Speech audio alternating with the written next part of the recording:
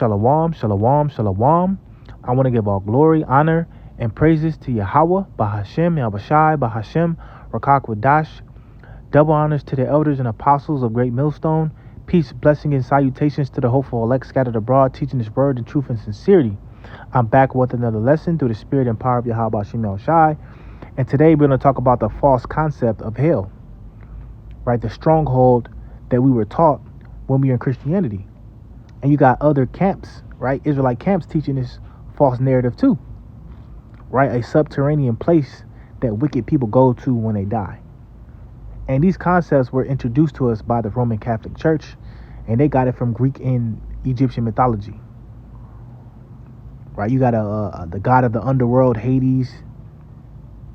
All these things came from these Greek mythologies, and they believed in, they believed in other gods, right?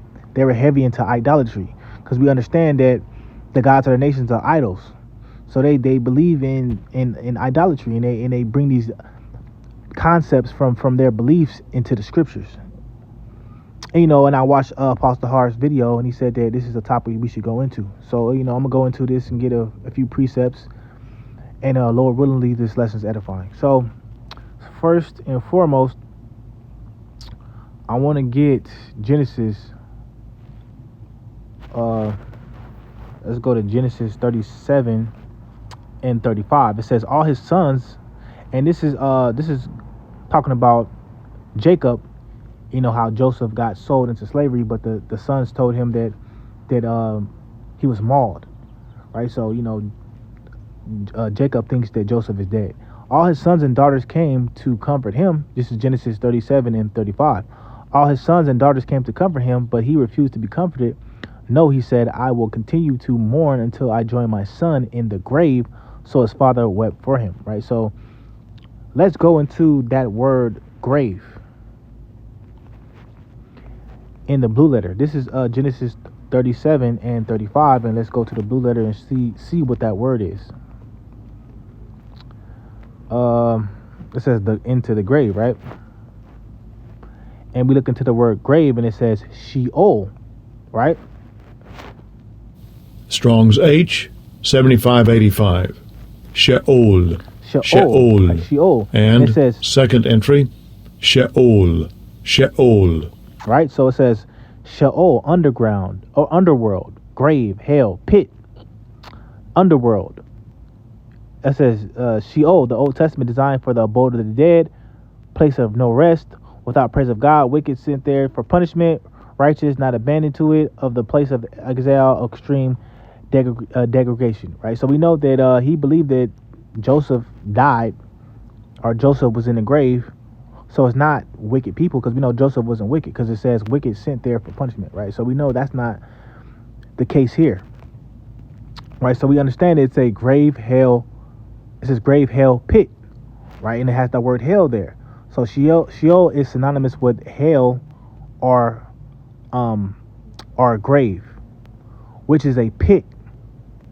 And they say the underworld, right? Because when you die, they dig a hole in the ground, or they dig you a grave that's 6 feet under the earth, right? So that's Sheol. Sheol is just a grave or a pit, or also a bad condition when we go into further scriptures, right? So now I want to go to Jonah 2 and 1 and start Jonah 2 and 1. It says, then Jonah prayed unto the Lord his God out of the fish's belly, and said, I cried by the reason of my affliction unto the Lord, and he heard me. Out of the belly of hell cried I, and thou heardest my voice. Right? So Jonah got swallowed by the big fish, and he's saying that he's crying by the reason of his affliction. So we know that he's in a hellish condition, or he's in a low condition, right? He's in a low state because he's swallowed by a fish. It says, and he heard me out of the belly of hell. So this is the other concept. Either it's the grave or the pit, or it's a hellish condition, or it's a low condition. Being in torment, being in agony. Those definitions are also hell, right? And then let's go to further explain it. Let's go into the blue letter also again, and go into that word hell, just to show you that the word is the same.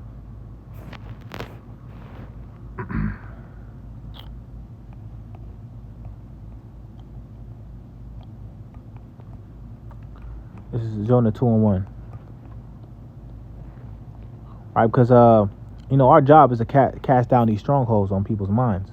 Now, people might not listen whether they're here for bear, but our job is to tell you the true and the correct doctrine, right? The sound doctrine of Yahweh Shem Yahushai.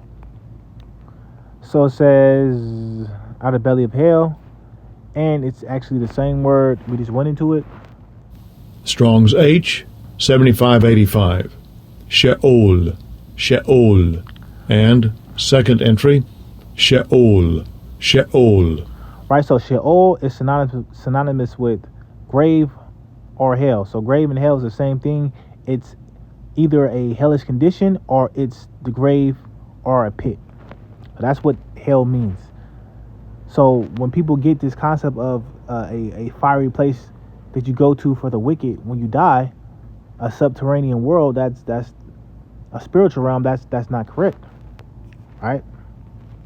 So I just want to get that and set the premise of what hell is. Now let's just go get a few scriptures and show you that hell could be a hellish condition or a low condition. This is Matthew 11:23.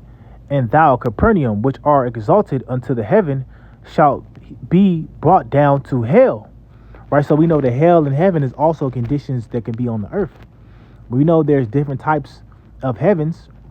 You got the spiritual realm, heaven. You got the sky, and you also have a place of, you say paradise or rulership on the earth. And thou, Capernaum, which art exalted into heaven, shall be brought down to hell. So this place, Capernaum, it's in a lofty position, but it shall be brought down to hell, meaning it will be in a low condition. It says, for if the mighty works which have been done in thee had been done in Sodom, it would have remained until this day. But I say to you that it should be more tolerable for the land of Sodom in the day of judgment than for thee. At that time, Yahushua answered and said, I thank thee, O Lord, O Father, Lord of heaven and earth, because thou hast hid these things from the wise and prudent, and hast revealed them unto the babes. Right. So this place, Capernaum, was a place that a lot of people there rejected the miracles and the works of Yahushua. So he's pretty much condemning this place for their unbelief. So though they were they were rich or in a lofty position, which that word Capernaum, it means village of comfort, if I'm not mistaken, village of comfort. So they're in a comfortable position, right? They're in a lofty position, and they didn't believe the works that Yahushua had done. So the Lord is condemning that place to be pretty much destroyed, right? So we can see here that hell is not talking about a subterranean world. It's a condition on the earth, right? This is where you get the saying, when you're living, you can be in hell, because hell is conditioned on the earth. It's another saying where it says, the white man's heaven is the black man's hell, or the black man's heaven is the white man's hell, right? Because we know that when one person's up, the other one's down, because there's a separation, and there's a separation between Jacob and Esau. So they can never get along. That's why in the womb they were pretty much fighting in the womb. And if one person's ruling, the other person's going to be subject to that rulership, which we know that Jake is going to get that rulership soon, and Esau is going to be under our rulership. He's going to be he's going to be in hell, pretty much. Let's get another precept.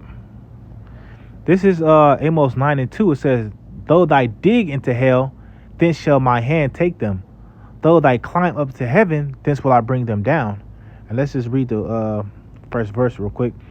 This is Amos 9:1. I saw the Lord standing upon the altar, and he said, smite the lintel of the door, that the posts may shake, and cut them in the head, all of them, and I will slay the last of them with the sword. He that fleeth of them shall not flee away, and he that escape of them shall not be delivered. Right, so going to the judgment. When the Lord casts his judgment on the earth, there's going to be some people who are going to try to hide. Right, when we read Jeremiah 16:16, it's going to be people who's going to hide from the Lord, and they're going to go into these underground bunkers, and they're going to go into Mount Carmel, which is it's going to state it right here. It says, though they dig into hell, then shall my hand take them. Right, so we know we can't dig into if hell was a subterranean spiritual realm where you go when you die, how can you dig there? No.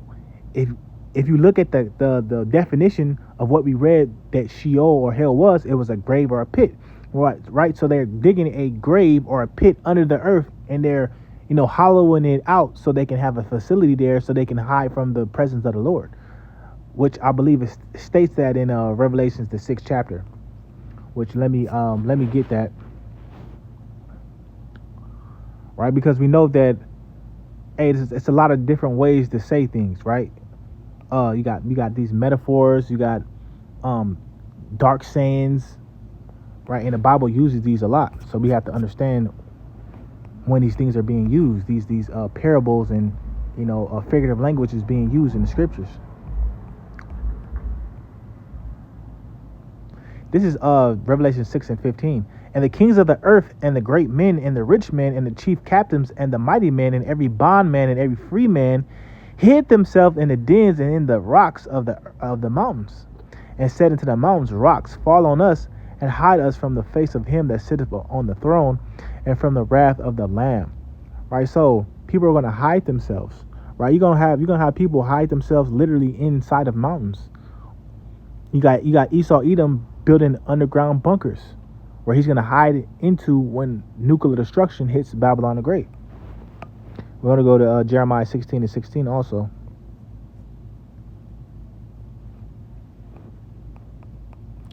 This is Jeremiah 16:16.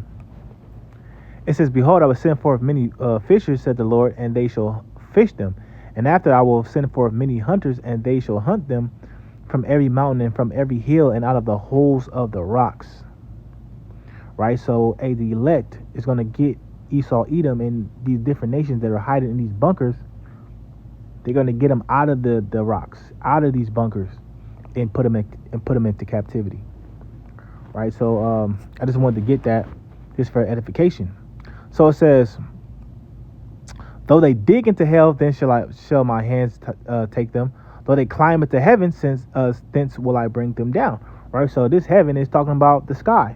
Right, because you got these Edomites with space stations, right? They got airplanes, they got all types of things that they'll try to use to escape the judgment of the Lord.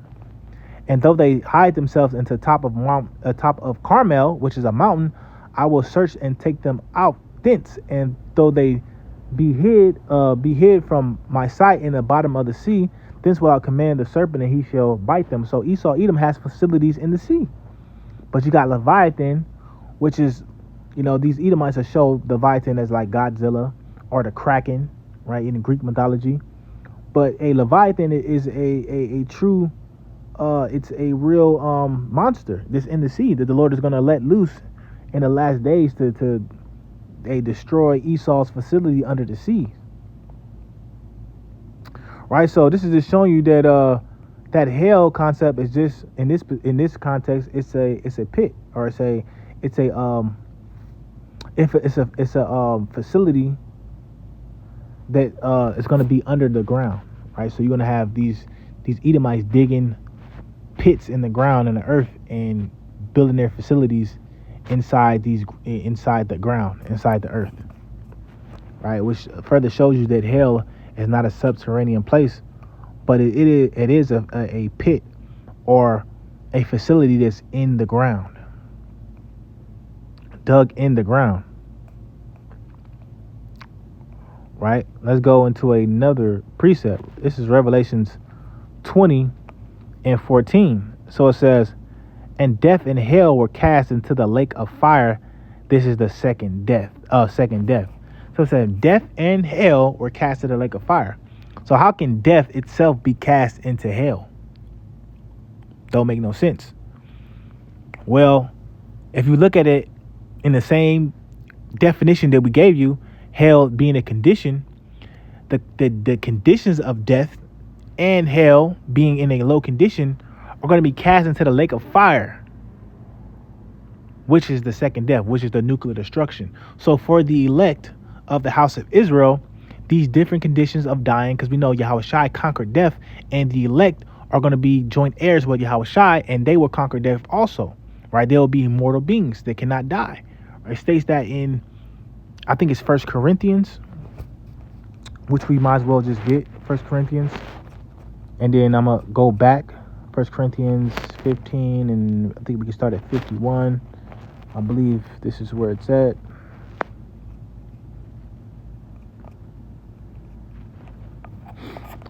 This is 1 Corinthians 15 and 51. Behold, I show you a mystery. We shall not all sleep, but we shall all be changed in a moment, in a twinkling of an eye, at the last trump. For the trumpet shall sound, and the dead shall be raised incorruptible, and we shall be changed. For this corruptible must put on incorruption, and the mortal must put on immortality. So when this corruptible shall have put on incorruption, and this mortal shall have put on immortality, then shall be brought to pass the saying that is written, death is swallowed up in victory. O death, where is thy sting? O grave, where is thy victory? Right. So this is the elect getting a victory over death and those conditions that being under your enemies bring. So those conditions of hell and death will be cast into the lake of fire, because that's when that world, Esau world, is going to pretty much be over. In that time, that's when his kingdom is going to be destroyed.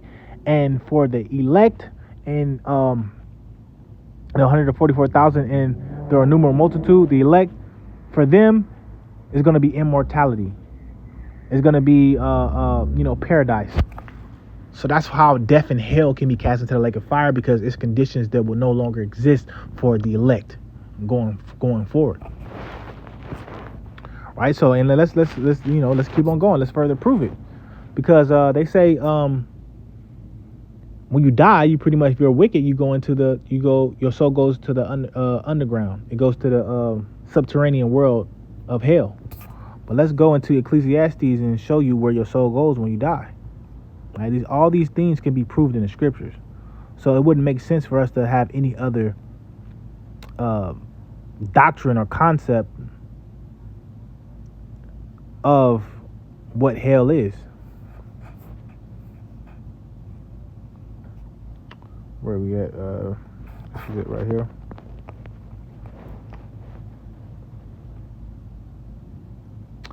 It says Ecclesiastes 12 and 7.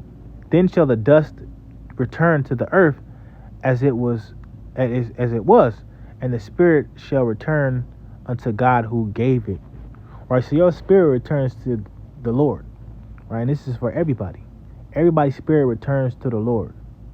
Your spirit doesn't go down into a subterranean world if you're evil, right? Because we know that everybody's spirit comes from the Lord, right? And you just go back to the Lord when you perish. And there's another scripture.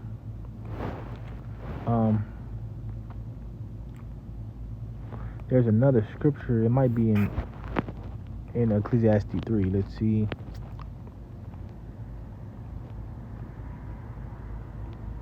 This is it. Ecclesiastes 3 and 20. All go into one place. All are of dust, and all turn to dust again. Who knoweth the spirit of man that goeth upward, and the spirit of the beast that goeth downward to the earth? Who knoweth the spirit of man that goeth upward? So if you're a man, your spirit goes upward. It doesn't go into the ground. It doesn't go down. It goes upward. It says the spirit of the beast go downward. Right, so your spirit doesn't go to a subterranean world. No matter if you are Edomite, Israelite, it goes up to the Lord, which also cuts that hell doctrine. Right, so and this is real simple when you go into it. It's not as hard as these people make it make it believe. But you hear certain verses and you get they get confused, and you got to think about it. They all say God is all love, God is all love, but the God that they worship, which is Jesus, that God is all loving, but he will also send you to hell for all eternity for your soul to burn forever and ever, which doesn't make no sense. Right? We're saying that God is a boundless power, but we also know that the Lord has reincarnation on the spirits on the earth, right? So instead of you burning for all eternity, you just come back on the earth and you live out certain judgments that you did. So if you did things wicked, you go back on the earth and you're judged for that. That's your punishment, and you live in those hellish conditions, like the Israelites, right? We wrought the works, the punishment of the Most High.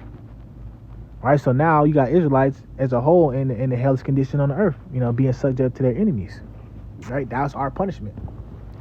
But after that punishment, we'll get paradise, for the elect first and foremost. Then you got all Israel. Eventually, it states that all Israel will be saved. So eventually, all Israel will be in paradise. But on this side, it's only dealing with the first fruits. Right. So where was I gonna go? I was going somewhere else too. Oh yeah, just to further prove it. In Ecclesiastes, right? It says this is Ecclesiastes 3:16. It says, and moreover, I saw under the sun the place of judgment. Right? So under the sun is the earth, and it's the place of judgment, that wickedness was there, and place of righteousness, that iniquity was there. Right? So under the sun is the earth, and that's where judgment starts when you come on the earth, right? So you can be put in a hellish condition on earth. You could be, put in a body that's sick, or having certain ailments on your body. You could just be poor. You could be anything. You could be in a bad condition on the earth. That's where judgment. That's where judgment happens. So you live out the judgment, and then you end up dying. You go back to the spirit world in peace, until the Lord puts you back on the earth in a hellish condition, or He might put you in a good position. You never know. That's up to the Lord. But we know that's the cycle and the ordinances of the Lord, right? Not to burn somebody for all eternity. You know what I'm saying? That makes no sense. We understand that the spirit itself is a flame of fire, right? It's a spirit of fire, right? So you're gonna just being burnt. How you gonna be burnt? Doesn't make sense. That's that Roman Catholic doctrine. All right, so let's go to a few more scriptures. We ain't gonna be too long.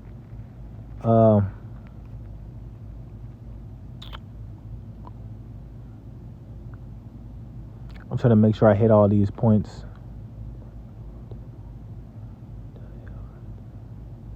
All right, so we hit that. We hit death and hell, Genesis, Amos. All right, let's go to Luke 16, going into the Lazarus and the rich man. And this is a parable that these Edomites are used to try to prove that hell exists. This is Luke 16:19. There was a certain rich man who was clothed in purple and fine linen, and fared sumptuously every day. All right, we know this is talking about Esau Edom. He's the rich man. He has the dominion over the earth, and you look at purple. Purple is a color of royalty. So this man is rich. That's Esau. And I'm gonna try to explain this real concise.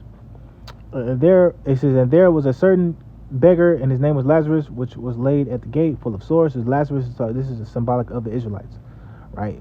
He's under the curses, and desired to be fed with crumbs, which fell from the crumbs from the rich man's table. Moreover, the dogs came and licked his sores. And this is talking about the other nations, further afflicting the Israelites. And it came to pass that the beggar died and was carried by the angels into Abraham's bosom, and the rich man also died and was buried. Right, so Lazarus, being the Israelite man, he died, and he was carried to Abraham's bosom, and Abraham's bosom is pretty much in comfort. Right, now Lazarus is in comfort now. And the rich man also died and was buried. And in hell he lifted up his eyes, being tormented, and seeth Abraham afar off, and Lazarus in his bosom. And he cried and said, said, Father Abraham, have mercy on me, and sent Lazarus that he may dip the tip of the finger in water and cool my tongue, for I am tormented in this flame. And in hell he lifted up his eyes. So it's not talking about subterranean world. It's pretty much just talking about a condition on the earth, right? Because we know that this kingdom is going to be translated to one people to another. And it says, because of riches gotten by the sea, the kingdom of heaven will be translated to another people, right? In Sirach 10 and 8. So this is pretty much conditions that are changing, right? Esau Edom is living in his heaven right now, and Jake is living in hell. But those conditions will turn around, and Esau Edom is going to be in hell, and Jacob is going to be living, that life of paradise. Pretty much being in the heavens, and Esau being in hell, right? And he cried and said, Father Abraham, have mercy on me, and send Lazarus that he may dip the tip of his finger in water and cool my tongue, for I am tormented in this flame. But Abraham said, Son, remember that thou in thy lifetime received thy good things, and likewise Lazarus evil things. But now he is comforted, and thou art tormented. Right? So the roles are switching. Right? In this life right here, Esau Edom is the man. Right? But we know that new age, a new world is coming where Esau Edom is going to be in that low position. He's going to be a slave. He's going to have to drink of the cup, double the cup that he gave to the Israelites. So now that position is changing, and that's what this parable is talking about. Talking about a switch or a change in power from the rich man being in hell or in a low condition, and the poor man being on top. All right, so that's all that means. I just want to get that. So I went through these precepts. When you look at these words, you got to go into the Hebrew. You got to go into the definitions, and you got to look into these scriptures, and it'll show you what it means. I'm just going to end it at that. I want to give all glory, honor, and praise to Yahweh Shem Shai. Lord willing, this lesson was edifying. Until next time, Lord willingly, Shalom.